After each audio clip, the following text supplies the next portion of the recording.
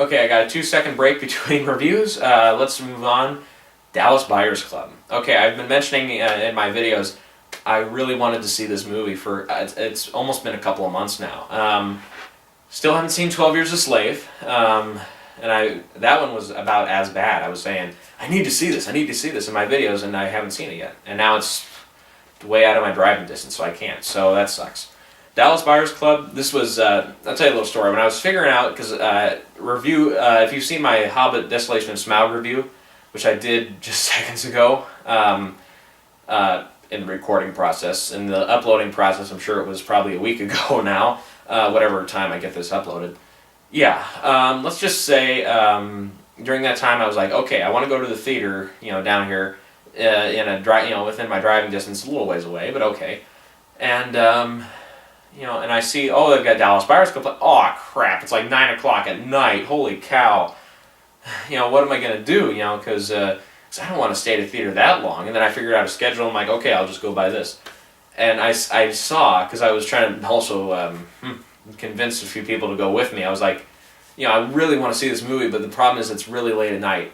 Tons of people backed out, naturally. But I said, the thing is, I don't want to just go down because I'd have to leave at like 7 o'clock at night. It'd be dark out, and it's like, you don't really feel that awe, of going to the movies when the sun's setting. It's when the sun's down. You're like, oh man, it feels like 11 o'clock at night. We're doing something crazy when we're actually going to go see Dallas Buyers Club, which is something kind of crazy sometimes.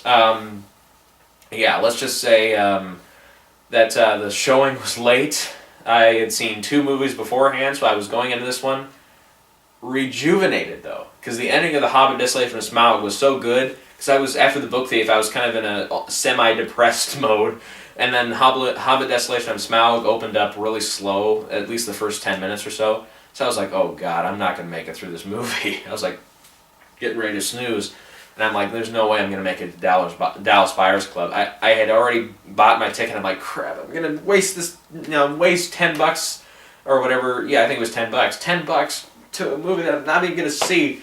So I was like, oh, stay awake, man, stay awake. And then by the end, I was like, I don't need to tell myself stay awake. I'm awake. Because that ending of that movie was really, really good.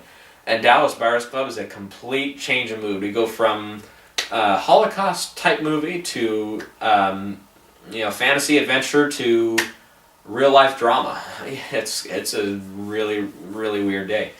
So yeah, after sitting through about 6 hours of film, from Holocaust to Middle-earth, now we get to Dallas Buyers Club in Texas, of course, revolving around AIDS.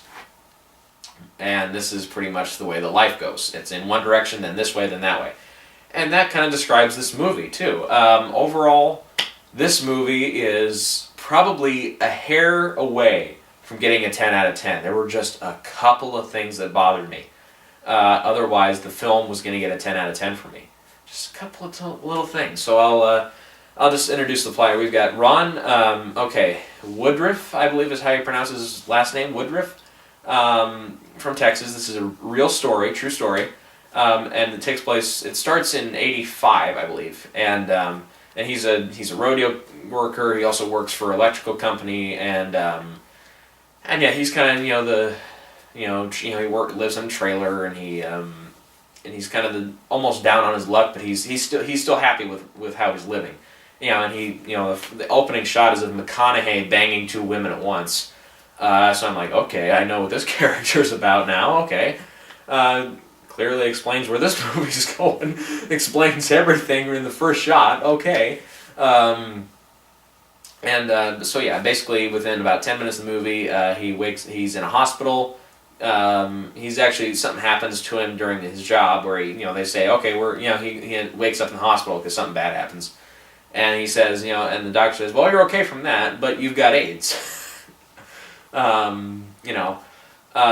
Which immediately brings to mind, of course, Philadelphia, which is, it's not exactly wakes up in hospital, you have AIDS, except it's not McConaughey, it's Tom Hanks. No, Philadelphia did it quite differently. It was, he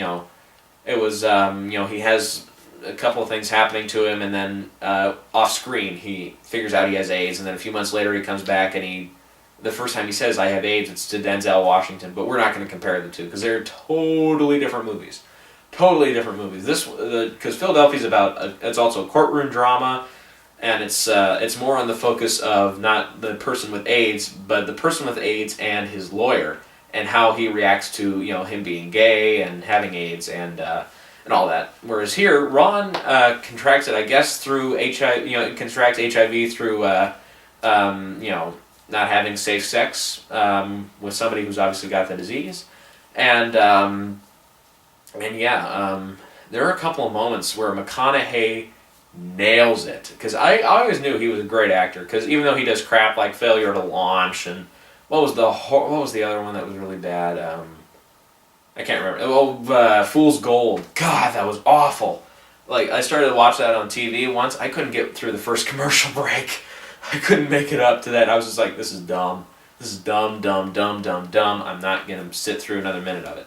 I heard last year there were a lot of rumblings about him getting nominated for supporting actor for Magic Mike, which, even though it's Soderbergh, it's not my first go-to subject matter, so still haven't seen that, but I heard, he was really, really good in that too. And of course, throughout his career, Time to Kill, even recently The Lincoln Lawyer, he's had some really good hits every once in a while. This might, as Rotten Tomatoes thing says, this might be a career best for him. He really gives a performance that in some moments he hits it, and it's impressive. It's beyond impressive, actually. It's some of the finer acting moments of the year. I'll say it that way. There's one scene where he's in the library and he's reading up on AIDS, because he, at first, like any probably logical person like him who is not gay, when you contract AIDS like that, not to say I have, but, I can assume that the first thing you think is, oh, that's not true. I'm not gay. I'm not, as he says, I'm not a faggot. I'm not one of them. Well, he says it a little more. He says a couple of colorful verbs in there, colorful adjectives in there. Fruity. He says fruity stuff like that. And you're like, okay, I believe you, because we see a guy, he's having sex with women in the first scene, of course. So he reads up on it and he figures out, yep. He can see where it's coming from, and so he's there, and he's just sitting there. He looks like he might just start crying, and then boom, not spoiling anything, boom, hits the table. He's like, ah, shouts the F-bomb in the library, quiet library, and it is that scene. I mean, you watch him change, from this can't be true to, oh my God, it's true, and it's it hits him like that, and it hits the audience too. There is a kind of the emotional draw to him, not an emotional response from him, crying in other words, or laughing, but an emotional draw. You're just like, all eyes are on him, and you're just like, okay, how's he going to react? That's how he's gonna throw a couple F-bombs out there. It was somebody who's actually sitting close to me, because the theater actually was kind of packed for a 9 o'clock showing of a movie that's rated R with 700 theaters and a small budget.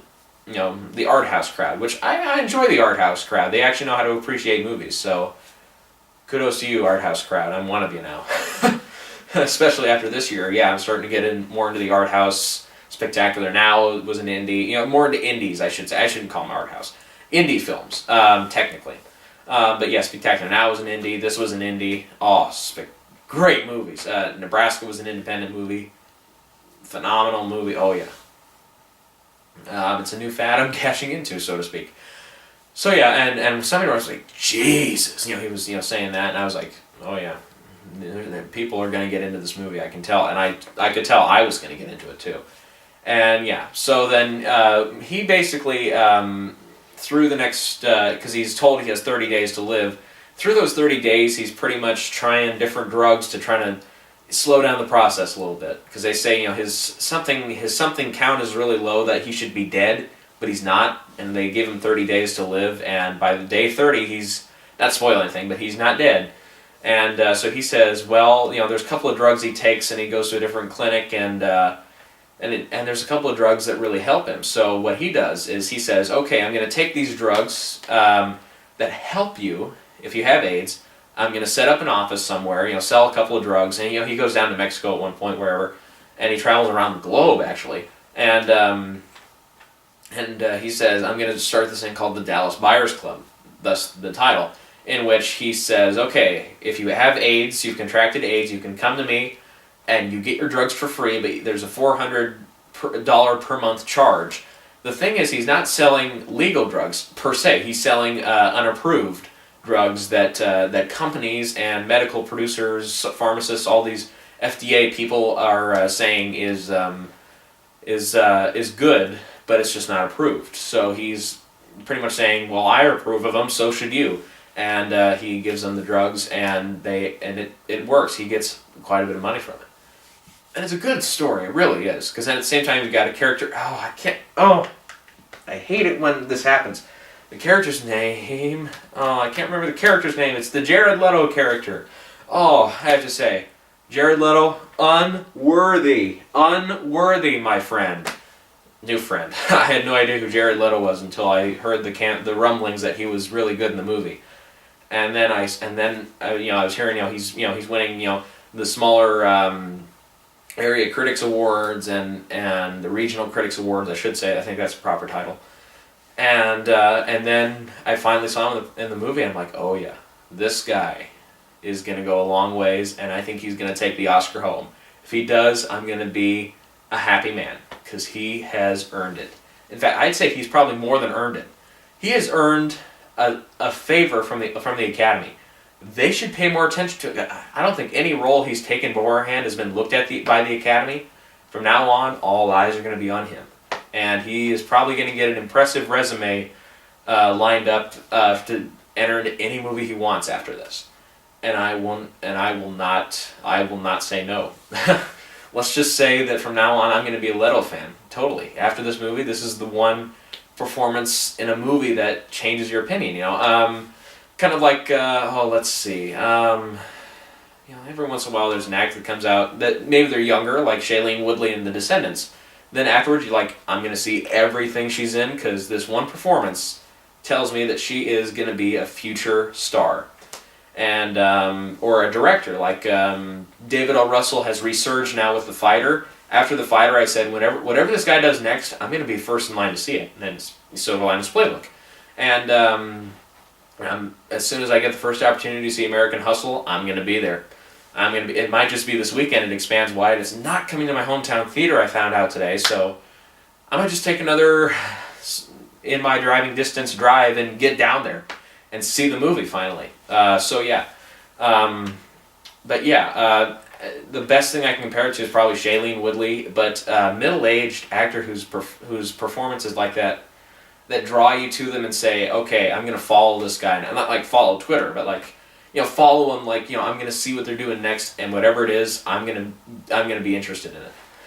Yeah, so let's just say Rayon, that's it. Just came to me. Rayon is the character's name. He is a transgender, he's changed genders. God, what was the word I'm looking for? Okay, moving on. Maybe that's right. I don't know. It's late. Sorry. Moving on. He's changed his sex. He's now considering himself a woman, even though he sees he still has his piece, so to speak. And he doesn't have his... Yeah. Sorry, I probably... Moving on. Basically, this guy, Rayon, becomes, I think, the character who steals the show. And McConaughey is damn impressive as Ron Woodruff. Rayon steals the show. Every scene that Rayon's in, after a certain point... Because, in the early scenes, I'm like, oh yeah, he's good. But then later on, toward the middle of the movie, when he gets his scenes, his big scenes, then I'm like, oh, this is not just a performance that's good enough to maybe get the 5th slot on an Oscar list. This is the guy who's going to win the Oscar. I said, wow, this is it. And there were a couple of scenes where I'm like, where he's, where he does his stuff, and it's spooky good. Like, it's almost like, just thinking about it now is kind of, wow, this is really rare. I've never done this before. I've never watched a movie and in its one moment just thinking about it later, even though then you didn't have an emotional reaction to it. Now I'm kind of almost welling up from it. What's wrong with me? Come on, your heartstrings are gone. Remember, you got them removed from your bypass surgery. I got that from Mr. Plinkett. Thank you, Mr. Plinkett. RedLetterMedia.com. Check it out, folks, if you haven't yet. It's hilarious. What's wrong with your face? Excellent, excellent. Um, there's a couple of points. Leto hits home. He hits home, and he hits home hard. This guy, if he doesn't win the Oscar, if they give it to Fassbender, it won't surprise me too much. Because I've not seen him in 12 Years a Slave, but from just what I've seen from the commercials, from the trailers and stuff, he is giving it his all. And Leto is probably giving more than his all here. This is a tough performance, and it's a tough character, and he does it like it's his business. Like it's nobody's business. That's the catchphrase I'm looking for. Yeah, and otherwise, McConaughey is flawless in his performance as Ron Woodruff. Absolutely flawless. It's not just a career best, I think. This is one that he's probably going to be synonymous with for the next couple of years. Yeah, McConaughey from Dallas Buyers Club. I can hear that right now ringing in my ear. A couple of years from now, I can see myself saying, Matthew McConaughey, the guy from Dallas Buyers Club, I can just hear that right now, and it's spooky. Because I just saw the movie less than a week ago, and I'm talking about like 3 years in the future, people are still going to be talking about this movie. And it's a good movie, though. Now, let's see, in the cast we also got Jennifer Garner, who's a doctor who's working at a major hospital, and she kind of befriends Ron and sees, oh yeah, he's got some drugs that actually help people, and she almost starts to prescribe them to other people, but of course not approved by the FDA. She's gonna get hung by the neck until she's dead if she does that as a doctor. And not only that, she'll lose her job and all that, blah, blah, blah. So, yeah, and there's a couple of moments actually in her performance that are actually really nice, too. One thing, I did not know that the actor's name is Steve Zahn. Oh, God, let's see, what was he in? He was in, this is an embarrassing string of movies now that I admit, when I was younger, I liked. Saving Silverman, Daddy Daycare, oh, God. Third worst movie of all time now, since I've become an adult. Adult mentalities have come to me now. Embarrassing films like that. Sahara. Oh, horrible movie. Horrible movies. He was in the movie. I had no idea. I was like, oh, I know that guy, Steve Zahn. That's right. And I was like, he actually gives a nice performance. It's a pretty small role. It's not like a major role, but he actually does a really nice job. And yes, the whole cast. SAG Award nominated for Best Ensemble, the equivalent of Best Picture. Oh yeah. Now speaking of Best Picture, I would love to see this get on the list, but I've only seen Gravity, which is no doubt going to be on the list. We've got Captain Phillips, very high chance of getting on the list, and have I seen anything else? Nebraska, that's it. I was trying to think through my brain of all this stuff. And Nebraska, I think those three are pretty safe bets at this point. Dallas Buyers Club, where does that fit in? Because we've got 12 Years, which I have not seen yet. We've got Saving Mr. Banks, I have not seen yet. Wolf of Wall Street, which only the top critics and advanced press people have seen. American Hustle, have not seen yet. What else is there? I'm trying to think. What am I forgetting here? Her, again, just opened. I think that's it. Because then there's Dallas Buyers Club, and there's one I'm forgetting. I know I'm forgetting it. Inside Llewyn Davis, that's it. Because these are the 10 that people are talking about. If they have 10 this year for Best Picture, these are what they're going to be. And if they have 10 or 9 or 8 or whatever the number is, Dallas Buyers Club, will it fit in? The answer is, I don't know. If it is, I'll be very happy, because of the ones I've seen, of the 10, I've only seen 4. This one, it's of the 3 other ones, I think this is a better film than Gravity. But then again, you have to remember, I did not like Gravity as much as a few others. I was almost to an 8 out of 10 on that one. That's okay. Well, let's rephrase that. I was almost to a 10 out of 10. There were just a couple parts that just not to my personal tastes. And that's the part. This is why it's my review, my personal tastes reflected onto you. That's that. So for me, Dallas Buyers Club was a superior movie, and they're both on the edge of getting 10 out of 10s, but just can't quite do it. There's just something about it that just kind of makes me draw back just a little bit. And I gave Captain Phillips 10 out of 10. Nebraska I gave 10 out of 10. Excellent movies. I have no doubt Nebraska is going to land on my top 10 list, probably in the top 5.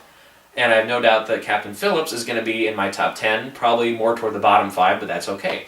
That means it's a good year of film. Definitely, yeah. So if it's on there, I'll be really happy. Okay, if there's anything I didn't like, I felt like after the Leto character... Okay, no, I'm not... no. I'm not going to spoil it if you haven't seen it yet, because this is a movie, if it's spoiled for you, you kind of... You lose interest, kind of. But basically, the last act of the movie just kind of feels just a tiny bit slower and a little bit more like, okay, and maybe just because it was late for me and I need to watch it again, and if I watch it again at, like, say, 2 o'clock in the afternoon or something when I'm actually awake, maybe I'll like it better. But at this point, it was almost 11 o'clock at night when the third act of the movie was getting started. It was, well, let's say closer to 10:30 at night, when the last act was getting started, and I was just like, okay, I'm starting to get tired. You know, I had been up since 7 that morning, so it was a pretty full day as it was, but I was still like, oh, I'm liking this movie, but I'm kind of getting tired. I got to drive home still, and then it turned out when I was driving home, I took the wrong. Had to not make a U-turn, but I had to turn around and get back. So I was just like, oh. Added to it, so I was just like, oh, this third act just feels slightly slower to me. But those are just really small whips. The third act just feels a little bit slow for me. There's just a couple of moments here and there that don't quite that I felt maybe could have been just a little bit better, but that's only just from the obvious view. Maybe if I were to sit down and talk with the director or the cast, I would, or the editor or whoever it is, maybe I would just realize why the scene was shorter or longer than I felt it should have been. And they'll explain why for them it's the perfect length, and maybe I'll see different from them. I'll walk in their shoes and I'll see how it looks. And just for me, there were a couple of shots every once in a while, or a couple of scenes, or a couple of lines of dialogue that I felt could have been cut out or expanded. And it just overall felt like they were trying to cut it down, probably not just for MPAA, but just for running time. It felt like they were just trying to get it under 2 hours. And I'm like, hey, you got a good story here, and this is a good story. Like I said in my other video, Best Original Screenplay this year it's a minefield. There's like thousands out there. Well, not thousands. There's like probably 10 scripts out there that are worthy of a nomination for Original Screenplay. This is one of them, for sure. Yeah. It's a little late now to break back into it, but any other year, this would be a big hitter for Original Screenplay. It might just win. But there's one line in particular from McConaughey that just hit home for me, because it was not just a little funny, but it was just so well written. Well, not like hit home personally, but it was just like those are the lines that, like, Argo, the script for Argo that they had, and he says. He's basically saying, I want these drugs that aren't approved, but you say the company that sells them, they're good for you, and she says they're not approved by the FDA, and he says, screw the FDA, I don't get them soon enough, and it helps me, I'm going to be DOA. And I thought, that is so smart, so well written. That is exactly the line of dialogue that somebody would use. That is perfect. And there were a couple of parts where the screenplay got up to that level again, and the dialogue came across like that, and I was just like, this is a great script. This is an absolutely excellent thing. Oh, I thought of one other minor complaint here. I was going to mention it, but the first 5 minutes or so, it takes place like in a rodeo, or like, in a building. There's lots of, ambient noise, lots of sound going on from lots of people there, and I couldn't quite make out anything of what McConaughey was saying in the first 5 minutes of the movie, and then there's something happens, there's a chase scene, and then I got what he was talking about, but the first 5 minutes I'm like, they didn't mix it very well, and then eventually, whether my ear caught to it, or they just improved it, but eventually I could make out what they were saying. It's kind of strange. Anyways, otherwise, I think I've rambled on enough about this one too. I think I've been sitting here an hour with these stupid 3D glasses on. I'm starting to, can I see straight? Oh yeah, I think I can.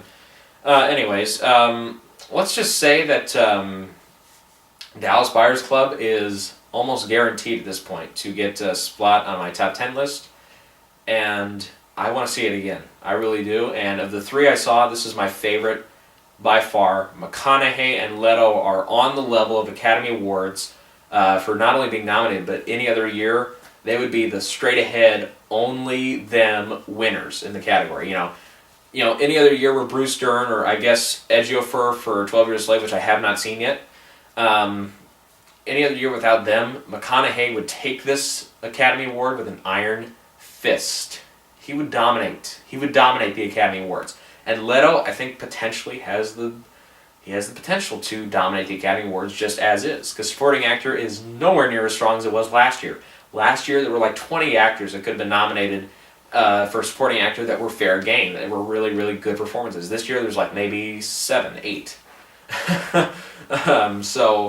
So yeah, and Best Actor this year is exactly the supporting actor story, because we've got maybe 20 performances, or at least good 10, 11, 12 performances from males in leading roles on the level of Academy consideration, so that's the way that goes. So, Dallas Buyers Club, excellent movie, 9 out of 10, just shy of a 10 out of 10. Just a couple of things I didn't quite like, but otherwise, really flawless performance from McConaughey, really flawless performance from Leto, and you've impressed me, friends. I want to see more. 3 reviews, 3 movies done. Okay, thank you. Let's move on. Until next time.